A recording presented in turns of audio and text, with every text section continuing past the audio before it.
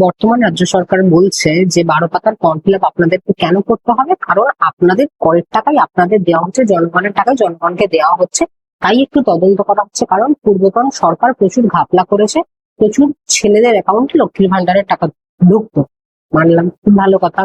গতকাল রাত্রেবেলায় দেখলেন আপনারা সকলেই যে দমদম স্টেশনে রাতের অন্ধকারে বুলডোজার চালিয়ে গরিব হকারদের পেটে লাথি মারা হলো। তারা আজকে সকালে তারা কি খাবার খাবে, তাদের বাচ্চারা কি খাবে, কোনো চিন্তা নেই সরকারের। খুব ভালো কথা, কারণ সরকার আমাদের রাজ্যে নতুন বুলডোজার সংস্কৃতি আনছে, চালু করেছে, খুব ভালো কথা। সরকারের কাছে আমার একটাই বক্তব্য, 2011 সালের আগে মন্ত্রী, বিধায়ক, মুখ্যমন্ত্রীদের ভাতা কত টাকা ছিল? তাদের বেসিক পে ছিল 7,500 থেকে 8,500 টাকা, সেটা বর্তমানে দাঁড়িয়েছে 50-55 হাজার টাকা, যা টোটাল করলে দেখা যাচ্ছে বর্তমান সরকারের মন্ত্রী, এমএলএ এবং মুখ্যমন্ত্রী এদের মায়না হচ্ছে 1,00,000 টাকা থেকে 2,10,000 মধ্যে। আপনারা কি এমন কাজ করেছেন যার জন্য আপনারা 1,00,000 থেকে 2,10,000 টাকার মধ্যে টাকা বেতন পাবেন প্রত্যেকটা মাসে মাসে?